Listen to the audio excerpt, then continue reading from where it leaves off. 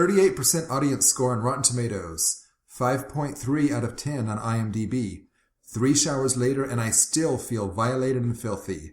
We watched Spring Breakers and we are in defense of bad movies.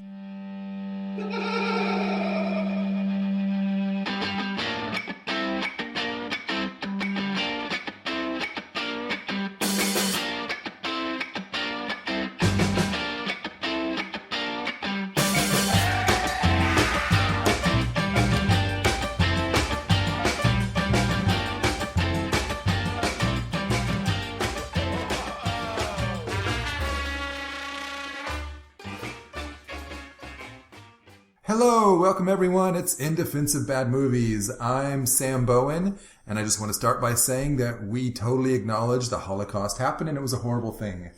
Wait. I wasn't told that we were going to start like this. Could we have discussed our viewpoints before the podcast? Oh, no, do you disagree? So much has changed in the last month. How's it going, guys? Good. Congratulations! Spring break! Spring break forever. Oh, you guys got married. Oh, that's true, but I was waiting for spring break. Oh, yeah, spring break. That's right. Well, you guys went to St. Petersburg, Florida for your honeymoon. We right? did. Of course. Inspired by this film.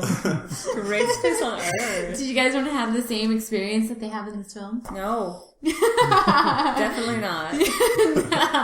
So let's do introductions. Lauren, what do you go by these days? We don't even know. Will I keep an artistic name? Technically, legally, eventually, it'll be Lauren Bowen. Ooh, I like it. It has a good ring. It does. And to her left, we have Laura Stillking. Hi, guys. Stilking, that's like German? Yeah, Laura Still. Stilking. Stillking. I have a new last name. And to her left, Stilking. Bobby Mattern. Bobby of Mattern would be good. Let's go with that one. Bobrick of Mattern. Bobrick of Mattern. Oh, Mattern. House Mattern. Yes, and as you know, we watched the movie Spring Breakers. Hey guys, you're welcome. Bobby was the one who This is just a caution, too. This is probably the most R-rated movie Yes. we've watched I here. realized that we've not watched an R-rated movie at all. If there are any young and this was listeners, a hard just R. It was a pretty use hard R. this with or watch this with caution. And I would let- And if you're a young person listening to our podcast, I'd like to. Well, actually, I don't want to meet you. That's weird, but send us an email or have your parents send us an email. I'm just curious. or That's write all. email on a 5x10 card and email and send it snail mail. Email the 5x10 card that says That's email. it, yeah. I do want to definitely say as well, if you are a young person listening, there's going to be cursing this episode. Yes. To match the tone of the film. I will not be cursing. And my anger. Okay. And we might repeat some of the lines that they Repeat some of the lines. yes that they say, and they have probably really high F word count in this movie. I think I think it was 107 was the count. Oh, okay, yeah. Which feels Is too it more? few. Is it more than feels like too few. than like an average hard R movie though? Like I don't. 100 doesn't seem like that much, does it? Seems No, like it too really few. doesn't. Because there's every other word. It felt like it was 100 after like that half an hour into the movie. But then again, I was cursing out the movie itself too. Yeah. And they don't count those. But so have No, I was just saying it was a joke because the transitions and like. so I feel okay, but are we sure I don't get it. because of the guns, they have. Oh. But so are we sure Flop. that hold on, I want to give a minute. So if any small children are in the audience, go ahead and shut off your radios now. Okay, alright. Bobby, fuck you. Seriously. For making me watch this movie. Because the Wizards of Waverly Place movie was so good. I don't know what's wrong with you guys. Oh my gosh, this movie is so bad. But Bobby, will you please explain to us in your opening argument Wait. for this movie why you like it? I'm going to stop you right there. Before we get into that, I would like to hear a synopsis of the movie. Perhaps. How many seconds? A 15, what is it? It's Laura's 15-second movie synopsis. Okay, so this time, it's the time is going. I'm just gonna quote the movie. This is James Franco as Alien in the movie. Look at my shit. I got shorts every fucking color. I got designer t-shirts. I got gold bullets. Motherfucking vampires. I got Scarface on repeat. Constant repeat. Ain't a fucking bad. That's a fucking art piece. Boom. That's the movie. If you don't know what the Sam, movie is... 15 seconds. Sam, you did not tell me that we got James Franco for this episode. I am so embarrassed. I'm so nervous. Also- I'm very starstruck. Also, I should have apologized. I should have said beforehand, spoiler alert. Because you might as well just not watch the movie anymore after that synopsis. So, oh god, okay. So what has happened in this movie? We've got these 4 idiot girls who decide to go to... Disney stars gone wild, right? Oh, God. Exactly. Living in their boring college town in Florida, and like their greatest ambition is to go on spring break because they just have to get out of here. Or suck dick, because remember at the beginning They do enjoy That it. is true, yeah. they want to suck cock. Actually, or cock. That's really interesting because there was very actual little of that in the movie. In fact, none, really. There really isn't. Or it's not shown, at least. Yeah. We're sucking other inappropriate things in the movie. And the girls don't even do that, though. It was James Franco who... I think that's true and very deliberate. Okay, so where to begin? Bobby, you want to...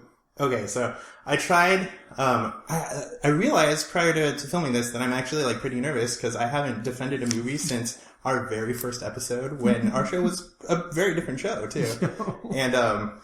And when I did Star Wars Episode 1, like halfway through watching it, I was like, oh shit, this is a really bad movie. And rewatching Spring Breakers over and over again because I was freaking out this week. I realized I still really like this movie. And so, I tried writing like a cogent opening argument over and over and over again, but it was really bad, but I'm just going to keep it real.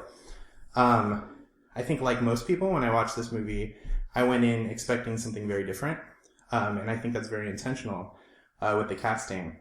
And I was really surprised I got swept up in the, in Harmony Korine's directing, which is very, I think, dividing and I think you might have to be on board with it or you're just not on board with it. I don't really call it directing. I think it was just like, do whatever you want, and then I'm going to put the camera on the ground, and I'm just going to I think a lot was done in editing. It was. It very much was. You can really see his hand on the project. Yes. And rather than following kind of like a linear narrative, it comes off more as like a hazy tone poem. It's very dreamlike.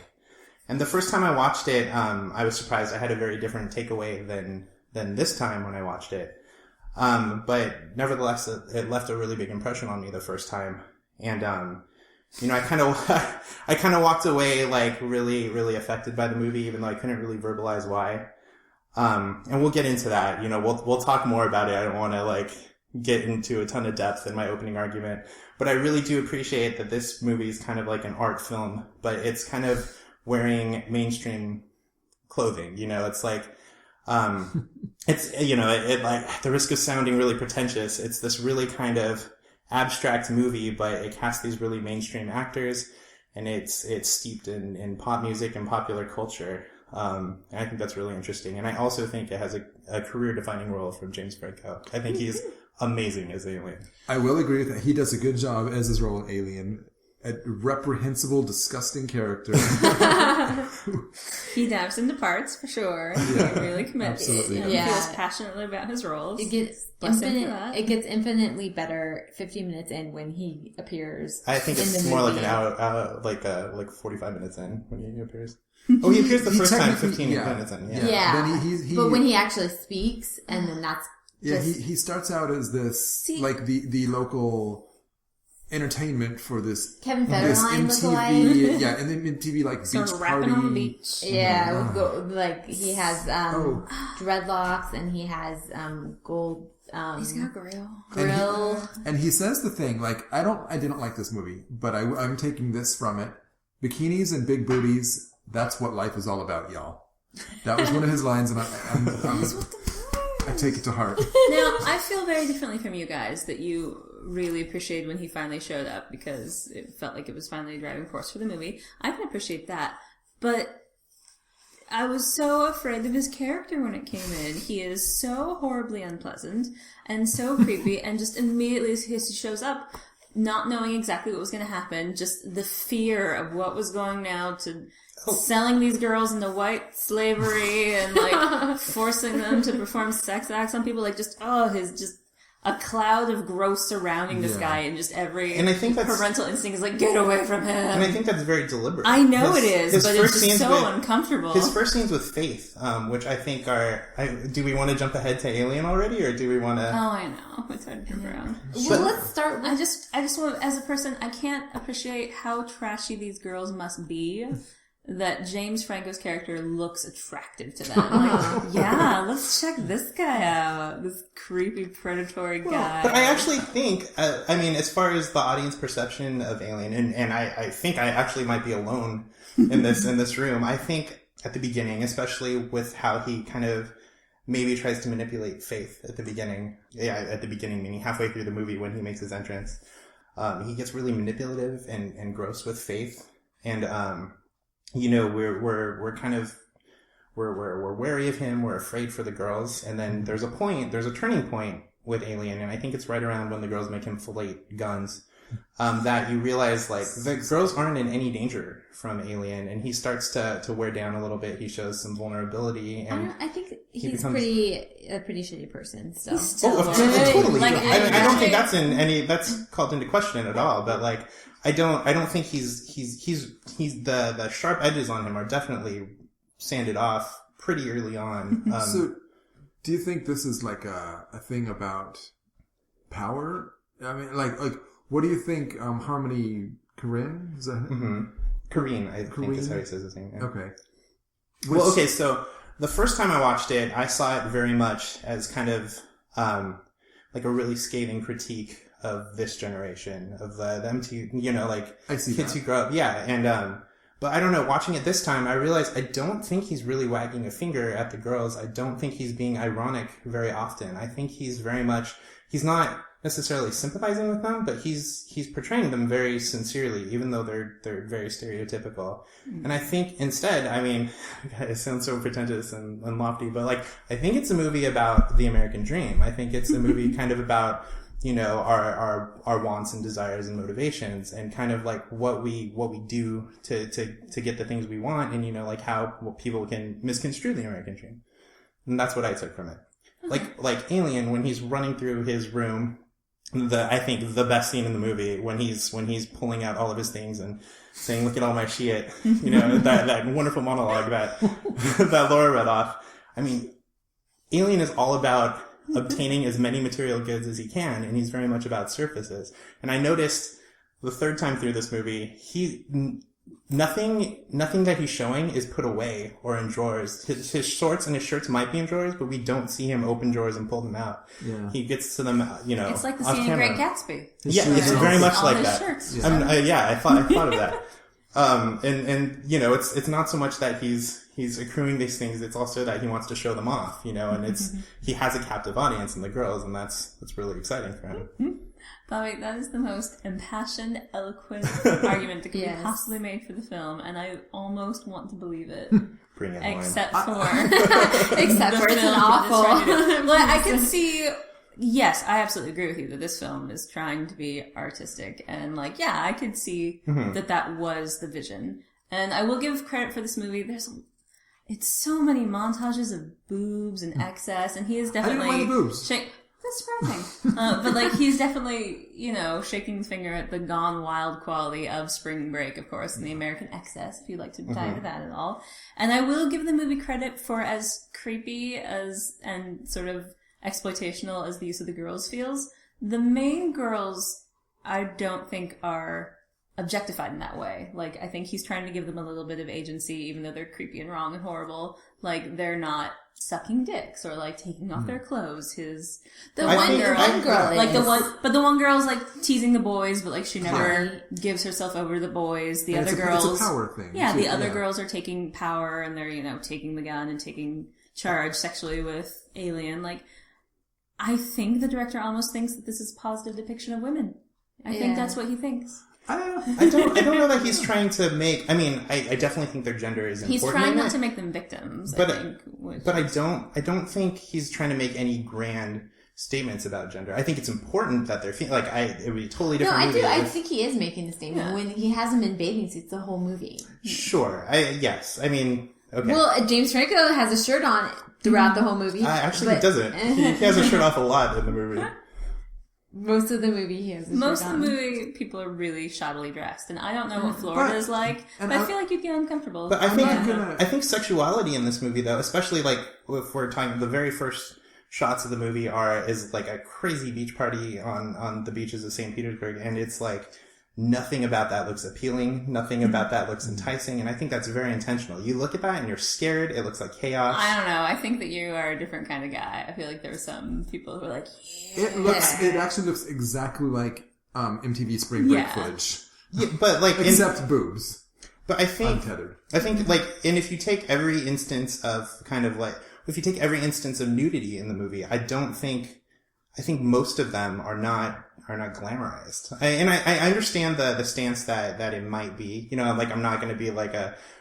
I don't. I know it's like a. Yeah. Well, there are some people, any boobs, any situation, it's going to be a turn on. So that's fair. Yeah. But I think like the only time like a sexual scene is really like played for its passion and played up to be sexy is the threesome scene. And I think they're all actually very balanced in that scene. I don't think any one person is taking advantage of the other person. I agree with you. Yeah. And I agree that all these shots and montages of spring break are not glamorizing it. They're trying to show the seediness of it. And in case you weren't sure, there are 5 million montages of yes, repeated too. So in case you missed it. Over poorly read voiceover. Oh yeah. What is with the script in this movie? It's terrible. Is there a script? It is. I don't know. If there's a script, the dialogue is written so poorly. I mean, it's just like, yeah.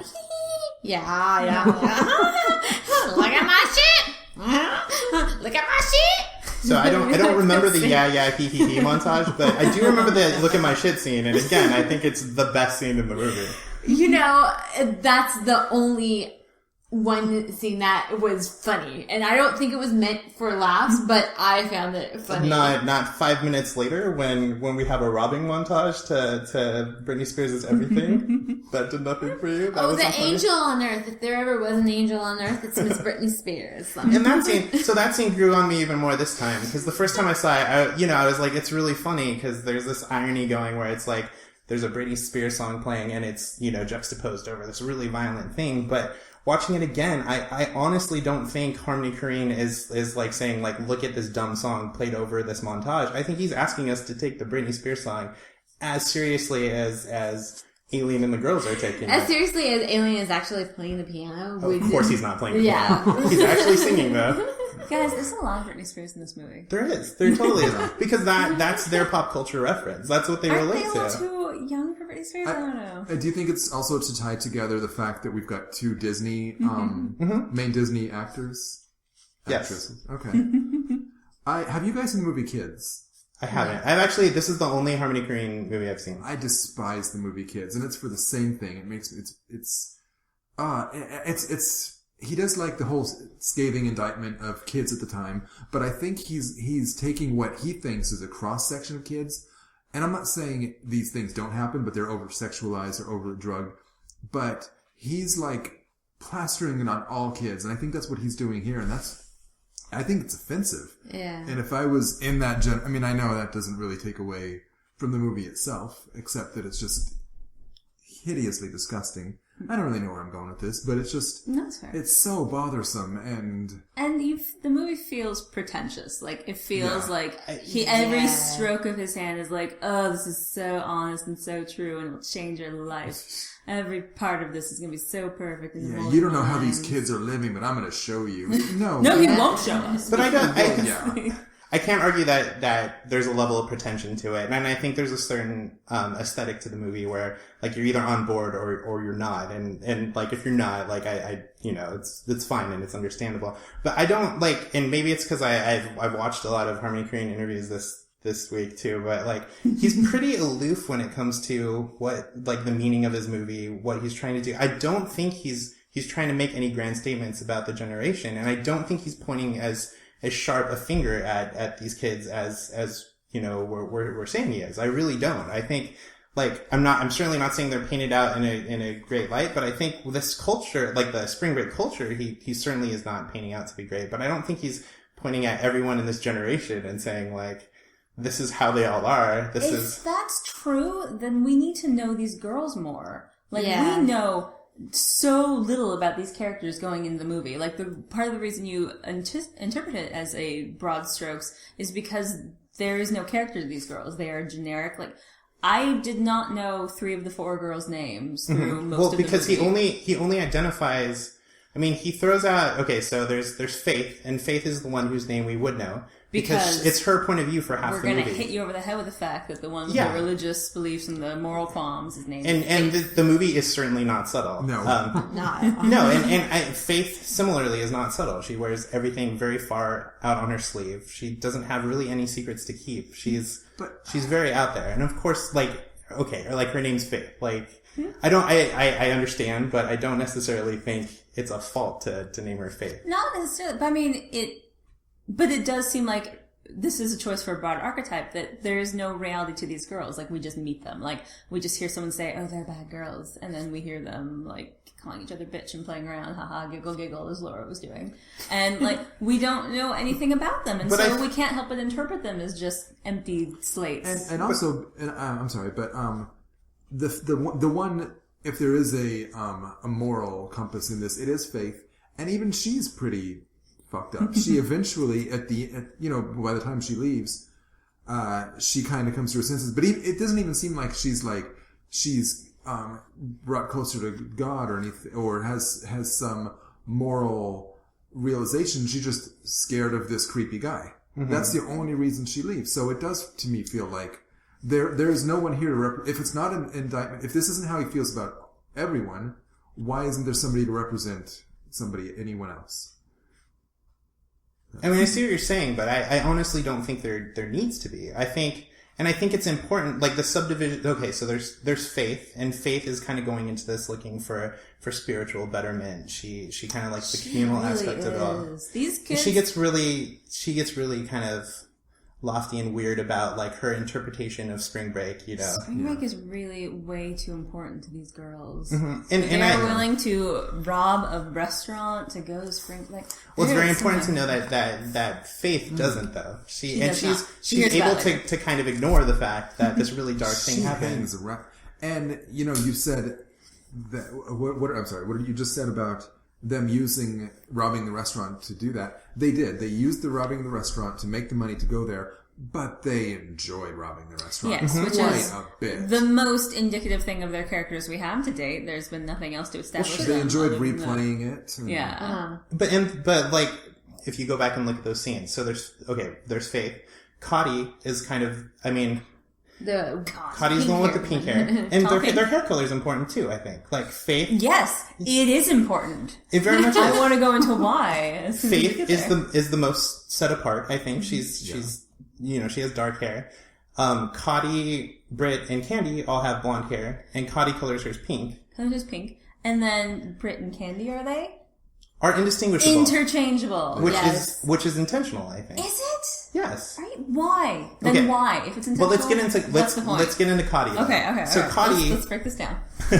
So Cotty, this is my interpretation of it. Cotty is very much into the party atmosphere of it all. She's driving the car. She's definitely the dirtiest character of all of them. I mean, literally dirty. She's pours. Always, there's a scene where she pours alcohol all over her body, and I just felt so gross after. And just for the record, that's also Harmony's wife. Yes. Yes. So, and she does show her boobs a lot in this movie. Just to give you an idea of what he thinks about the woman he brings closest enough to him to spend his life with. He's going to put her in the filthiest, most degraded position among the regulars. There were certainly more degraded women in there. Food for thought. But so Cotty, like during the robbery, she's the one driving the car. She's not in there, smashing things with hammers and screaming at people. She's more removed from kind of that dark, violent side of everything than Britt and Candy are. That's why when she gets shot in the arm, she leaves. She's such a puss. Because the party's over for her. She's not interested in the violence. Like, she's not the one making Alien fillet a gun. She's asleep. She's asleep a lot in the movie. Like, she's very much awake at night, asleep during the day. She's trying too hard. She's not. And then Britt and Candy, who I think are the most empowered characters in the whole movie and are very much... I think by the movie starts on Britt and Candy and ends on Britt and Candy. I think, even though we get very little of their point of view, we don't get any of their point of view until the very, very end.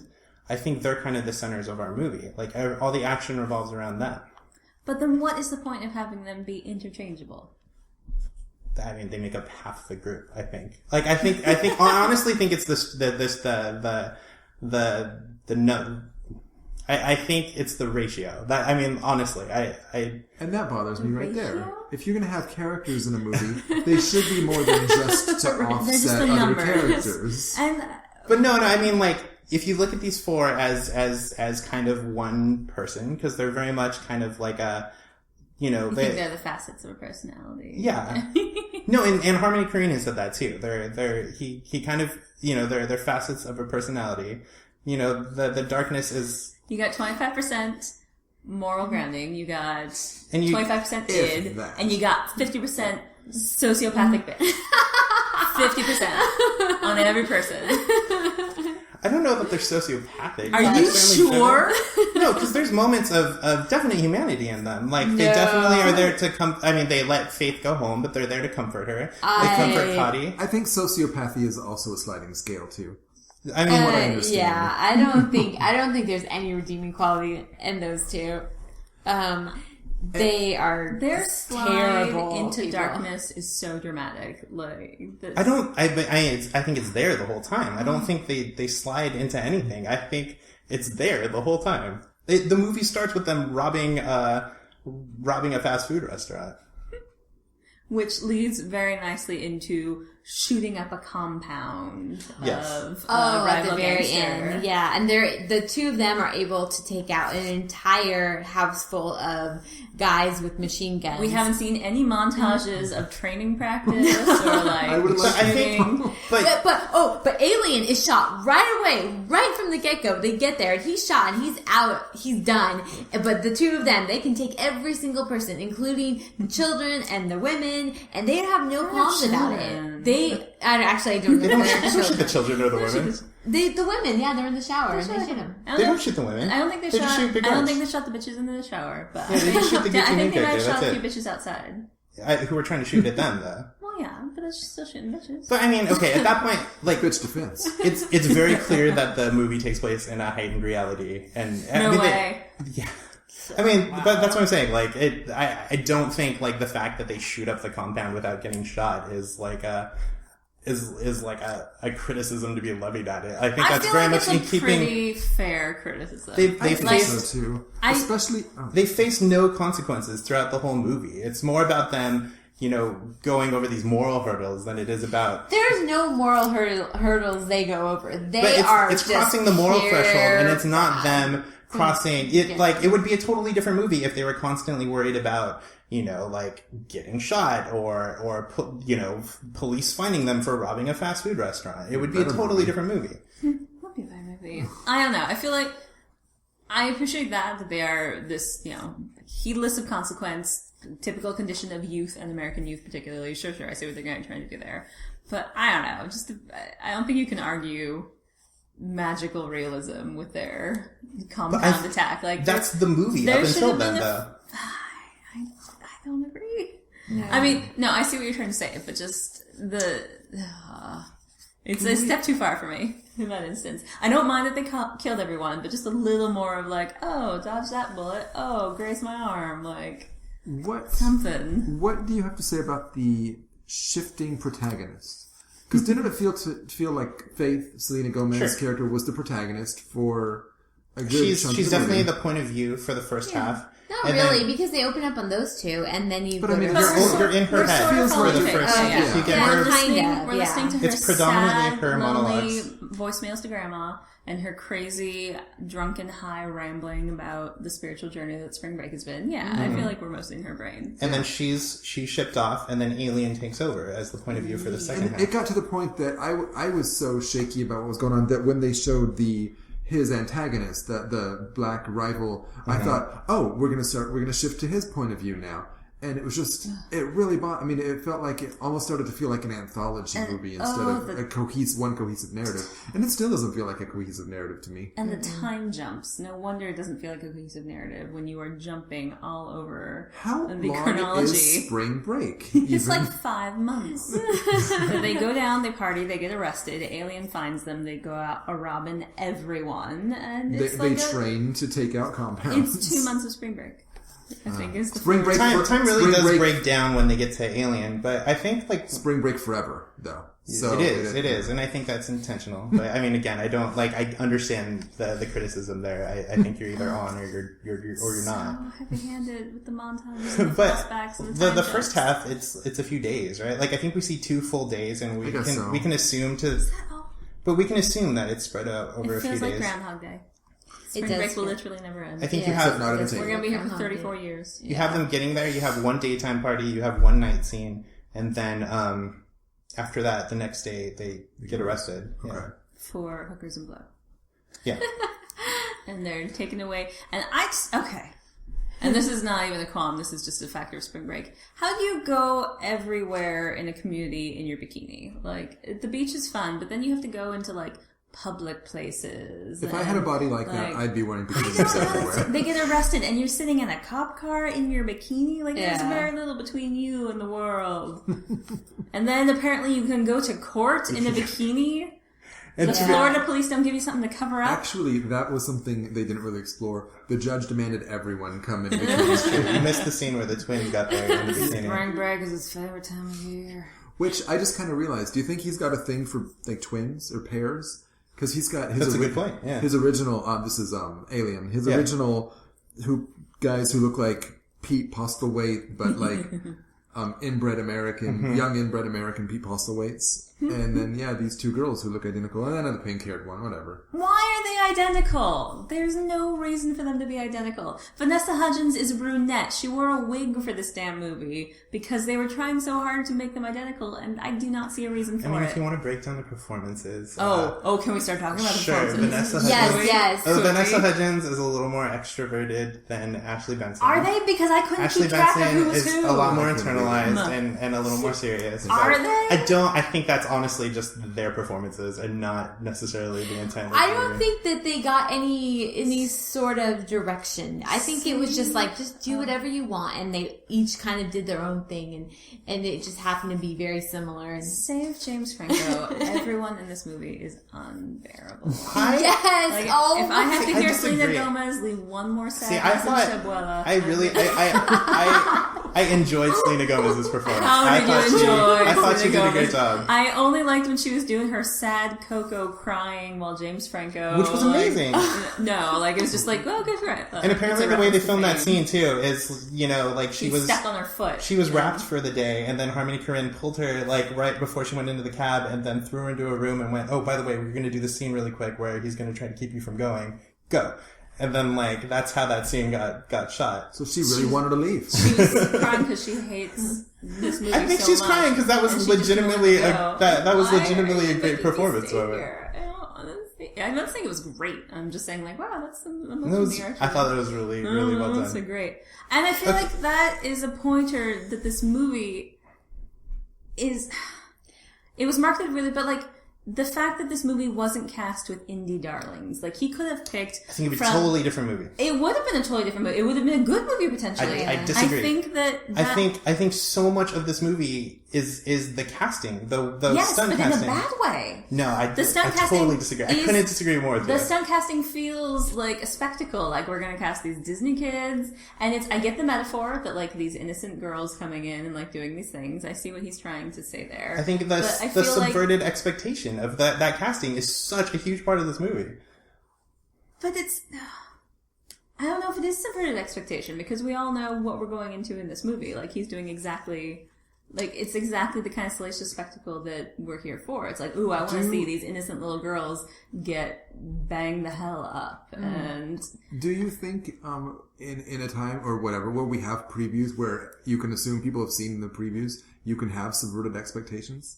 I think if you watch the trailer for this movie, it's still a totally different movie than it ends up being. I agree that this version is that then they have power, that it's not just, as I was afraid, But it is still the overly getting sexualized Disney raped and girls, prostituted. whatever. Yeah, of course. So that's But- the expectation I think was Right. thought we were But that supporting. it is stunt casting, and if you really have an idea for your movie and the message you're trying to get across, cast good actors who could make this. But it ties into the fact that we don't know these girls, that there's no script, that there's nothing to them, that we don't need them to actually act. or have a character. Like, we just need them to show up and be pretty and have people have expectations for them. But I understand, but I don't, I honestly, I don't think Candy and Britt should be characterized any further than they are in this movie. I think that's very intentional. I think that's very deliberate. But it's frustrating. I know it's frustrating. It's because we're conditioned to the 3-act movie. We're conditioned to the hero's journey, and this is totally throwing it out the window. No, it's not. I don't You mind are where the taking plot what goes. Harmony Korine has told I'm you, not and you saying are that. literally going piece by piece of what he says, and you're just regurgitating your own words. Like, oh, he says this, and this is what he said, so I'm going to say that this is like this, and this is like this. And I don't mind where the movie goes. I don't mind the plot choices. I object to the characterization that these are just tabula rasa girls that have nothing about them, that they're just a stereotype until suddenly they're killing people. Like, there's nothing to them. And if we had even a little bit more vision of them, if they, could be some sort of anti-hero, if we could have any concept of who they are, then it could be even more enjoyable, and I could go on a journey around and maybe with them.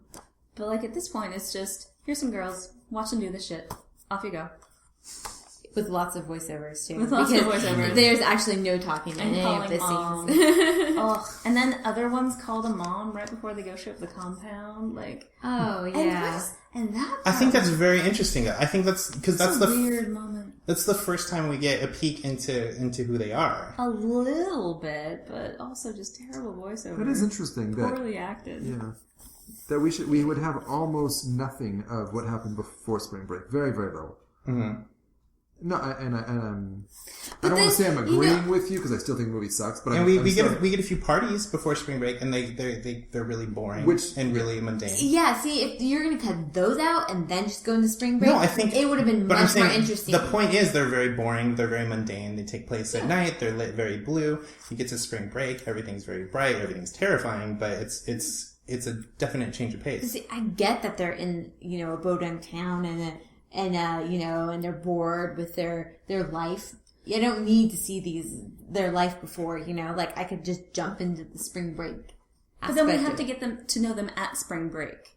And even their desperation before Spring Break. Like, Spring Break is the most important thing in the world to them, and all we have that based on is just, we're having fun, we're giggling. Oh my gosh, I have to get out of here. And then suddenly they're robbing a restaurant. Like, they're doing cartwheels in the hallway too. We're having fun. We're having a little life. And then, we have to get out of here. Where's all the money? We need more money. We've been saving since the beginning of the school year, and they're buying drugs. That's what they're doing. Don't buy some drugs. and then suddenly they're robbing a store. Like, their desperation is not established enough.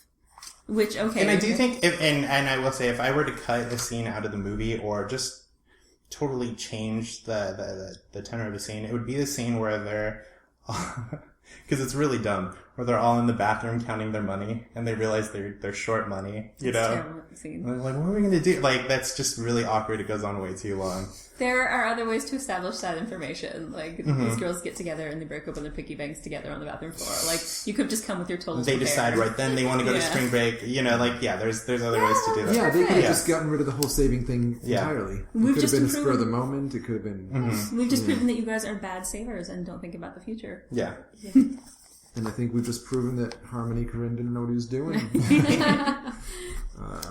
Okay, can I some things that are indisputably good in this movie. I think it's shot beautifully.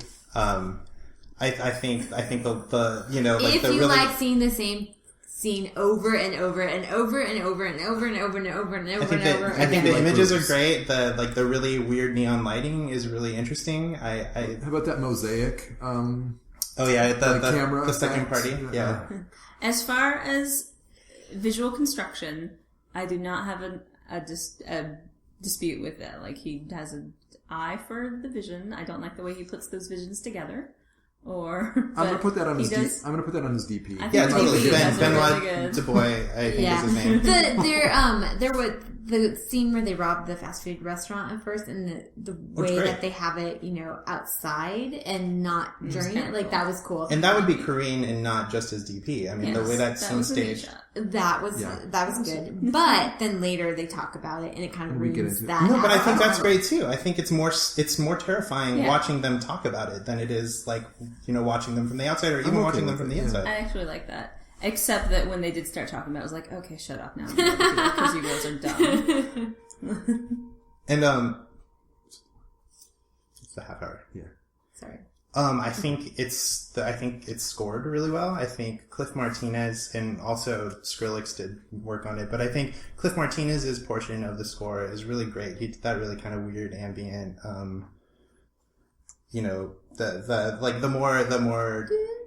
the slower scenes is what he scored, and I thought that was really great. And there's this moment at the end where it's when they're going and shooting up the compound. He does an instrumental version of the Skrillex song that plays at the beginning, and I think that's just really cool. He's Soderbergh's guy, I guess, and he also did Drive, which is a score I really like. And so, since you're on sound type things, I had a major problem with the beginning of the movie. Already took me out of it because the entire opening credit sequence, it was silent. Or at least, it drove me nuts because I'm like, I had to stop it and go into it and watch, like, just see if something else, like, is something wrong with the sound on this? But then there's a really abrupt drop on that Skrillex song at the beginning. That's like a very popular song. It's really abrupt, and I think that's, I don't know, I like that. Score, okay, I'll give you that the score was interesting. The sound effects and the sound mixing were as bad as the photography. It was the same concept of, like, cut here, thing here, sound overlying here, sound that was sound, going up on my volume it's and like then they down. just discovered layers or stereo or something. We're going to make you feel like you're going insane. I could see, like, Bobby's, what was it? It wasn't a fever dream. That wasn't what you said, but it was like a visual tone poem. Yeah. I could kind of see that. It fixes that, for sure. I'm not a fan of poetry either. Usually. That's part of probably why I don't like it. There's so much that's reminiscent of, like, the 1930s surrealist cinema, like Luis Buñuel's and Salvador Dali's. Like, it's Shannon Deleu and someone's going to be coming in and, like, cutting an eyeball and just that crazy, like, cut images, and it's trying to make you insane. And I think he's very proud of himself for that fact. And it's so horrible to watch. And I think he is proud of himself. And Harmony Korine actually said this, as opposed to the 3-act hero's journey thing. He said and I think this is maybe a little bit too much. He says, he kind of thought of it as structured like a pop song with verses returning to a chorus and things like that. And I think that's, like, a little over the top. Oh, that's why he repeats all the dialogue. You know what? I remember George Lucas compared the Star Wars movies to music too, and how what's the line? I have a bad feeling about this. Mm-hmm. That was one thing in particular. He put that in every one, and it's like a note, like a little series, a motif that appears in every one. It's an Easter egg, dude. Yeah. It's a callback. Shut up. We're all cool if you just say it's like a cute little callback, And that kind of pretense is just like, oh God, fuck you. Because especially, well, I guess we're not here to. The pretense of this movie is definitely more it's more than the pretense of a Star Wars movie, which is very mass appeal. And I think while this movie, like, kind of pushes, like, right up on the edge of mainstream with its casting and with its subject material, it's not a mainstream movie, No. Definitely. And that's why there's the big, in the beginning I noted the audience reaction was like 38%. Mm-hmm. And I think for critics it's... And this is the first, I mean, we go by the Rotten Tomato scale sometimes, but this is the first movie we've done that's certified fresh, barely, by critics, But still, that's a pretty big gaps. It was like 65 and 38%. And I remember the first time I watched it by myself.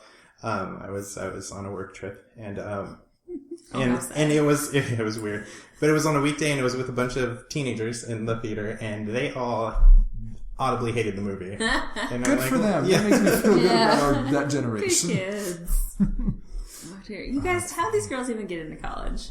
How did they have the wherewithal to sit down and fill out an essay? Well, there's kind of a weird thing too, right? They all live in dorms, but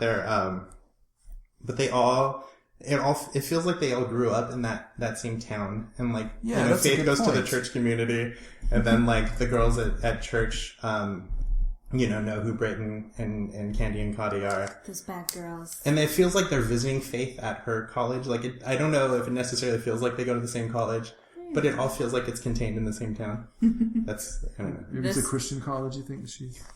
Fun trivia, apparently the youth pastor at the beginning, who's played by Jeff Jarrett, who's a pro wrestler, or was originally supposed to be played by Val Kilmer, who had to drop out because he was sick. Oh, it was a good choice, Val Kilmer. Get out of this horrible scene. I don't know. At this point in his career, the Val Kilmer could have used this shot in the arm. And he could have hung around and sung that really good religious song that they were all singing. That Amen. Amen. With an appearance from Glee's Heather Morris. Amen. Could they not afford the rights to a real Christian song? Could they not make one up? I bet the real Christians would not allow them to have any of their music once they read the script. Like, no, I'm going to go with no. I'll give you one word that we don't have rights to. I wish we would have followed Heather Morris in her storyline. Even though she seemed like she was kind of a fuddy-duddy, I want to see what she's doing for spring break. Who's Heather I bet Morris? it's not this. Oh, she's on the Glee, and she's delightful. Okay. Britney Spears. Yeah, that's right. Oh, that girl. And she was the one, was she this really southern one? Who She's was... like, why hang out with those girls? The blonde one and then They her got nerdy devil's friend. blood. What was the point of making Faith, she kind of questioned her own faith. I don't know. Was it just to get her on spring break with these lowlifes? I think the religious scenes at the beginning go on maybe a little too long, but I think I don't think Faith questions her faith. Oh, I think... yes, she does, because everyone else is singing and clapping, and she is not clapping. And you can tell by the fact that she's not clapping. But I think she approaches spring break with the same kind of spiritual wanting. God, I sound like such a pretentious asshole right now. But she does. She approaches spring break very spiritually, as one would a religion. I think that's what those opening scenes kind of establish. She's trying to find herself. She's not sure where it's going to be, if it's going to be in religion. And she's, I think you have to be on the fence to hang out with these girls. To hang out with these bad girls that she's known since preschool. Who call her bitch. If your friends call you bitch, don't be friends with them. That's not what we call people we care about. Or with gentlemen. They're taking it back, man. No, don't take that. I don't know. I could kind of see her still being friends with them because she is a nice girl and she wants to believe in most people. Why are they still friends with her? She's just like a square who, She goes partying with them. I mean, she goes. I think that she probably does. She does. There's a scene of her. She does a bong hit. Yeah, taking a That's bong true. hit. So she's not so goody two shoes. They think she's funny when But she's if you watch her when she's in the party scenes, it's from her. It's mostly about dancing and this communal thing. She's not doing coke off of anyone's body. She's probably fun enough. I mean, I know she doesn't want to hang around and be sold into white slavery by aliens, which kind of makes her a party pooper. But before that, that's fair, I guess. Any other major salient points anyone wants to bring up? oh gosh, there's so many. Why do their family members never pick up the phone? They just leave these long rambling voicemails. Yeah, that's so weird. None of their parents want to talk to them. And then it's weird, the tonal shifts in this movie. I mean, we kind of talked about it, but it's so strange because, the first 50 minutes you have of them partying, and then once James Franco comes in, who adds comic relief to because it's just what he says is so absurd. It's great. I agree. He comes in, he adds this, but then it's kind of disturbing. Then it becomes more about him taking them down this path. But then, does he really take them down this path of evilness? Not really, because they are already Do they take him down a path of evilness? I don't think so. He might have sped But I don't know if things they do along. that either because he doesn't. No. They don't even if they talked him into. Do you think? Do you think he would have shot at Big Arch's compound or even tried? I mean, maybe he's posturing, but it would have been so much more interesting if the girls were talking him into it. That would have been interesting. Yeah. I think, and But then going that into would that, I involve- think he's the only one who even potentially has the. Has the pretense of doing that to avenge Cody. I think Britt and Candy are doing it for the rush. And he's like, well, we need to do this because it's the right thing. That would be interesting then. But yeah, I think that he's saving it up for just the surprise of and they're going to shoot everyone up. And I think that he is so sold on that moment when the girls take over that he doesn't justify it enough to begin with. I want to say... Oh, did you ever... No. I want to say I did appreciate that early on in the movie, one of the girls had the squirt gun that looked Printed, like yeah. And the whole Chekhov thing, if you're going to introduce a squirt gun in the first act, it was used later, so that was cool. That squirt gun better go off by the third act. I just want to say real quick, and it didn't go off, but they did use it for the robbery. So, Lauren was more upset about watching this movie than any of the others. It was really upsetting. Far. Guys, That's fair, upsetting. I think. It's an upsetting movie. And I want to say it was 2 minutes into the movie before we saw boobs. Other movies, take note. That's just about the right amount of time. And because boobs are wonderful. Can I say, very close with Wild Wild West, where 2 minutes in we saw Will Smith's dick. That's true. That's very true. They're good companion Same pieces. movie. I would like to know where you get 3 pink unicorn balaclavas. Or sweatpants that say DTF on them. Yeah. But We could thank Jersey Shore for those. yeah. So what do you say we go to our first... Can I? Okay. Oh, I'm sorry. This doesn't help my cause, so I wanted to save it to the very end. But When you knew we wouldn't be so swayed. James Franco did a write-up of Spring Breakers for Vice, and I encourage everyone to look it up because it's insane. But I wanted to read the first paragraph because it's the most hilariously self-righteous thing I've ever read in my life. And so this is the first paragraph. Here's the end of it all. Okay, and I want to get, this is Bobby again. I want to get out of the way. I really liked James Franco's performance in this, and I think Alien's a really interesting character. Like, I'm totally on board with Alien. But now I'm going to read it. Here's the end of it all, and I'll tell you why. Because there will never be a movie or a character that is more important for this age than Spring Breakers and its protagonist Alien. As Harmony Korine's friend Werner Herzog said to me on As Harmony Korine's friend Werner Herzog said to me on the phone call of all phone calls, I was out in North Carolina sitting in a little Mexican restaurant called Kukula that I frequent on my lunch breaks from the low residency writing MFA program at Warren Wilson College. Doesn't matter if you get your MFA 10 times, it doesn't make you a better writer. The next part of the sentence will disagree with you, Laura. Just staring out the window that's frosted over with a map of Mexico with a dirty field across the roadway. When he told me that my performance in the film made De Niro and Taxi Driver look like a kindergartner, and that the film was the most important film of the decade.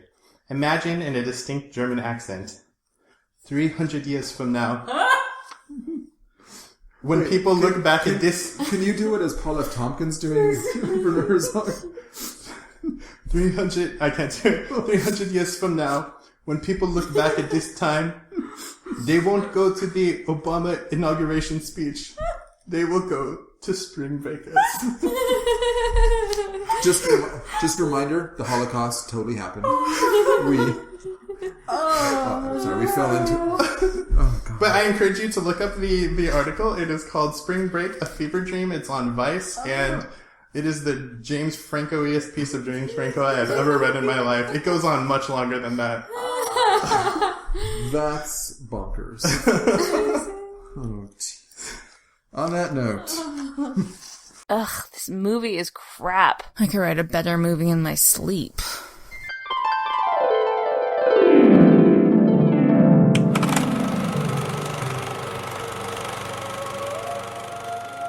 And now, IDOBM presents the movie we'd wish we'd seen.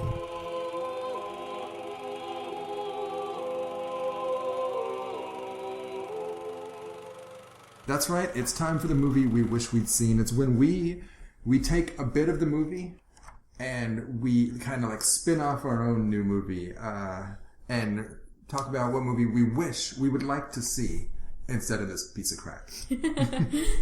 No, Bobby, you actually liked this piece of crap, but we'll start with you anyway. Is there another, maybe you like that in addition to this movie? Well, it should be noted that Spring Breakers 2, completely separate from Harmony Korine, is actually had been announced at some point. I don't know what's going on with that, but that sounds insane. But if we were to spin anything off, I don't know. I guess I'd want to see like a movie about Alien, I guess. But I don't know. His origin story. Yeah, maybe his origin story. Maybe him and the twins, and more of Gucci Mane's character. But When they were best friends. yeah, but I don't know. On the block. Yeah, there we go. So yeah, Alien. We got all the shit. Alien meeting the twins and becoming mortal enemies with Big Arch. I actually love that. It could be like a Phantom Menace where there are all these, moments of capture where like he's, young boy goes into like this beautiful department store and there's just a wall full of shorts. And we're like, oh, that's how in LA. This is how he became obsessed with shorts. And then these two little blonde girls run up to him and he's like, what's your name? And these little girls go like, Rick and Candy. Because it's, Because everything. Can George Lucas direct it too? Yeah. I hope so. Obviously, that would be the optimal situation. How about you, Lauren?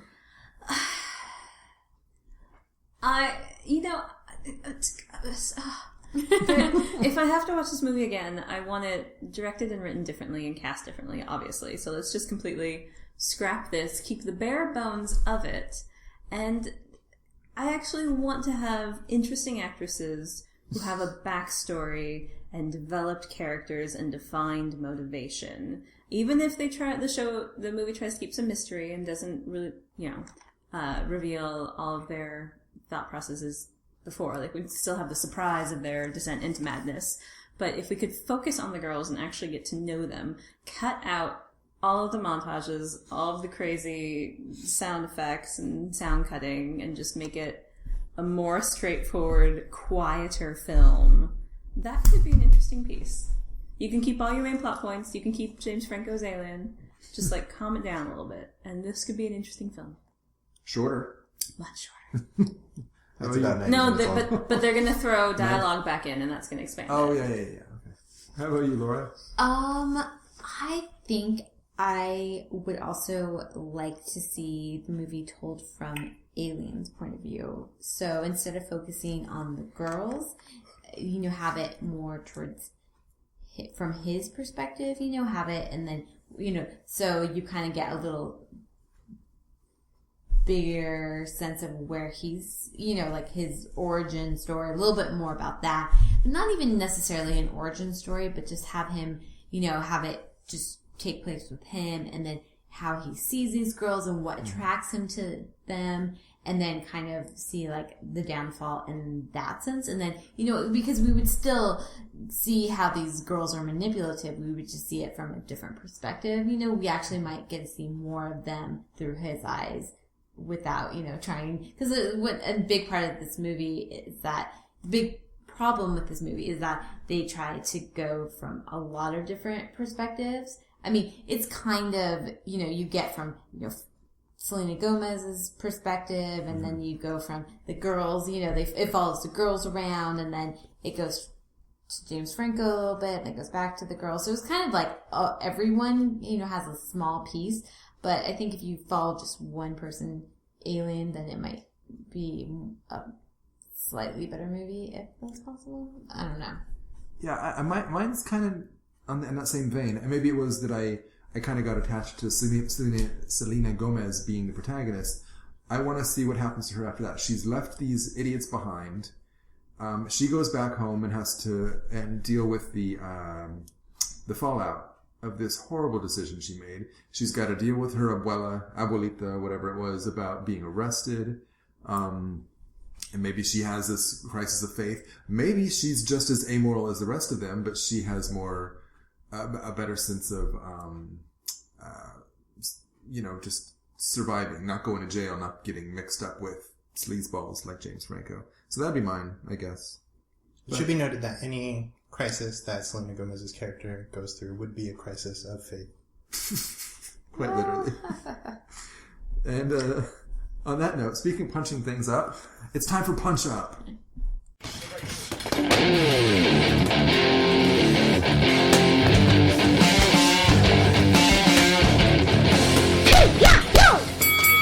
Punch Up.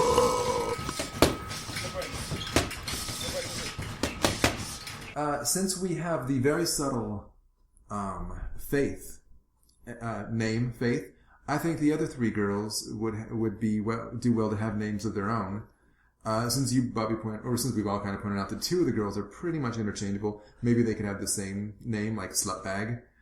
Very common name. And, their names are Brittany and Candy. Those are totally evocative. Who's Brett? Neat. Yeah. Are they? Because I didn't know until I looked it up on IMDb. Right. That was what I was going to say too. Once, as for all we know, without looking at IMDb, they already do have names that are very evocative, like Slutbag, and pink hair. I don't know. That's all I've got. But that's it. They should all be called Bitch, and Faith. Which sounds like Bitch and Faith sounds like something that the leader of the group would talk about. How about Laura? What have you got? Punch this movie up. Oh gosh. Where can you start? Not have as many montages, like cut out every single montage, so just have the scene go on slightly longer, have people actually talk in the scene, don't have voiceover. I think that would solve about half of the movie's problems, and then the other half I think may be unfixable, but yeah, that's what I would do to start with. And then also I would have the girls, focus on, like, have more dialogue from them that's actually, pertains to the movie and what they're doing. Cool. Bobby? I very much enjoy this movie. I'm not backpedaling on that, but as I said earlier, maybe retool that scene where they all, when they all discover they don't have enough money. It's a little bit corny and awkward, but I don't know. That would be about it for me. How about you, Lauren? What they need is a wisecracking brainy friend. They're not following the proper diagram of girls. You need to have the sweet one, the smart one, and then there's the hoe. We've got two hoes, we've got a semi-hoe, we've got a sweet one. They need the clever one that's like in there, cracking jokes and catching wise. And then we can support her because she'll be the most interesting person in the movie. Can she be super hot, but she wears glasses and a ponytail, and then later on she she's obviously ugly as sin with the glasses and ponytail. Like, yeah. She takes those off and she realizes, Whoa. hey, she's another spring breaker, guys. Now it's time for BALDGPITMJWJW for short. Bobby and Laura discuss gender politics in the movie we just watched. Oh my god! This is gonna be fun. Oh gosh. I'm gonna put 30 seconds on the clock. I need to take another sip of my drink. Okay, let's have Laura begin then, while Bobby's sipping. Oh well, if this movie is just not, a piece of work. No, this movie is it portrays women in such a poor way. There's just no words for it. What would you think of that? Okay, so I'm going to respect that point of view because I realize that what I'm about to say is a very dangerous path, the path that misogynists and men's rights activists go down. But I'm going to try my best not to go down that path.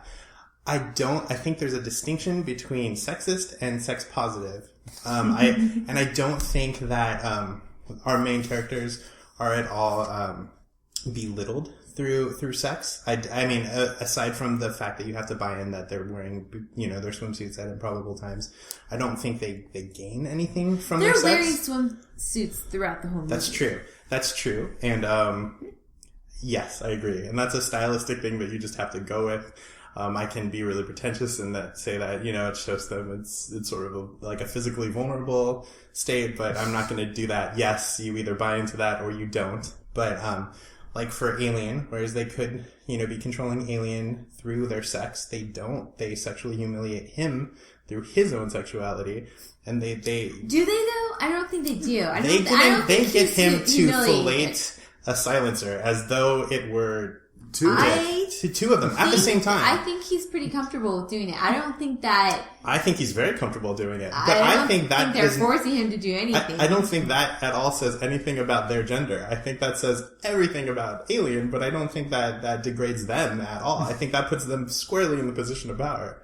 And I think, again, like I said it earlier, and I'll say it again, I think Britt and Candy Okay, are let me the just most ask you, empowered do you characters see in the any movie. dicks in this Oh, movie? wait, it's 2 minutes. Time is up. Wait, can I follow that up, though? Do you see any vaginas in this movie? You see a lot of boobs, though. And you see No, a and lot you of see text. no dicks. I don't think it's a 1-to-1. I think it's maybe a 0.5 to 1. But sure. Oh, God. Can I just make a note right now? Borrow my pen. Okay, sweet. Thank you very much. All right. No one put a loaded gun in another person's mouth. Just a general rule. Like, let's not. Oh, yeah, no, never. Let's just not do that. That part made me so. And the uncomfortable. Holocaust absolutely did happen. Yes, of course, Okay. absolutely. So you're changing your tune. And finally our last segment before we end things And up. guys, don't Oh, yeah. shoot up a drug lord's compound by yourself. Oh, yeah. Like we should Pretty say much that. don't do anything Stay you away see from in the cocaine. movie. Stay away from cocaine. Yeah. Don't It's not do, the 80s. Don't do anything you see If you in find the movie. yourself drunk in a swimsuit and surrounded by a bunch of frat guys in jock straps, do not take your top off. Bad idea. Do not call them little bitches. Don't do No. any of that. Don't tell them they can't have your pussy. Bad idea. Because bad some- idea. We could and- just keep going. And it's not inviting them, but some men might try to take it forcefully. If a creepy guy bails you out of jail, do not get in his car. Don't you mean checks you out of jail? I will, And says, I'm as bad as they is, and has wrong grammar. Don't go with him, okay? I was going to Proper say grammar is the pretty most horrible. pretty much don't Some do folks want to do the right thing. He wants to do the wrong thing. pretty much don't do anything you see in this movie, and to save yourself the trouble, Pray. don't watch the movie. yeah. So our last segment before we close things out, bad movie wraps. Guys, when you got the movie home, tell me about the shrink wrap that it was in. I bought a digital copy off of Apple TV the day it was released.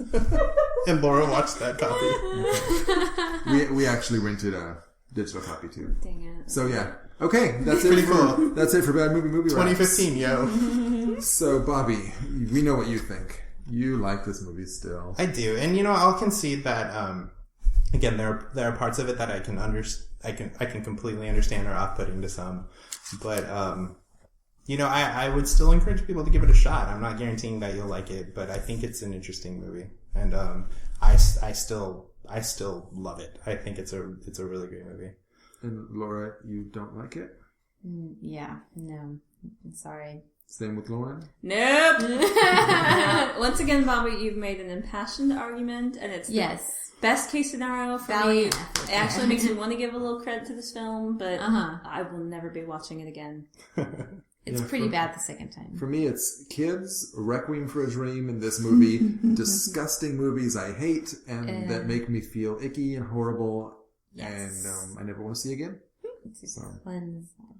Oh, and so as we're ending this, I'm just going to tell you that I ain't from this planet, y'all. That's why they call me alien. On that note, do you have anything to plug, Alien? No. Oh, we just wanted to say that we got our first email from Matthew Cave. Thank you so much, Matthew. You've been, I think, one of our biggest fans, if not our biggest fan. And Thanks, Matt. Thank you so much for writing to us on Facebook and for emailing us. And we will get back to you via email. And the answer is yes. So everyone else will just have to wait to see what he asked us. Ooh, what a hook. And yes, we have a Facebook and a Twitter, and I need to be better at updating our Facebook. We also have a website that you can just get our downloads from, which is indefensiveofbadmovies.tumblr.com. Sounds right. Cool. Well, Bobby, what have you got? I just want to say hi to everyone. And, I have a Twitter that you can follow if you want to. It's at Bob Mattern. I don't really tweet very much. That's it. How are you, Lauren? I'll cede my plug time to you. Oh, you're sweet. I've got a Twitter at Sambo and Comedy. I also haven't tweeted in a while. But my improv group, the Upperclassmen, we've got a show coming up Sunday, May 3rd at 7 o'clock at the Long Beach Playhouse in the upstairs theater. What's that one called? Studio theater. Studio theater. It's our first show of the season. We've got, apart from, everyone's got an improv group, but we've also got, we do some sketches, we got some film stuff. So it'll be fun. I know will be prominently featured in at least one of the films. That's right, you got like your SNL digital shorts in there. Yeah, exactly. The Next Lonely Planet. This is going very well. Yeah, it's exciting. So yeah, I'd say please come on down to that. If you hit me up on Facebook or something, I can probably get you pre-sale tickets, knock a few shekels off of that. Otherwise, you're paying full price at the door, which it's still really reasonable. So that's about it. Anyone else have any last words? Spring break forever! Spring break! Spring break! I just want spring break to be over. All right, thanks for listening, everyone. Thanks, bye. Bye.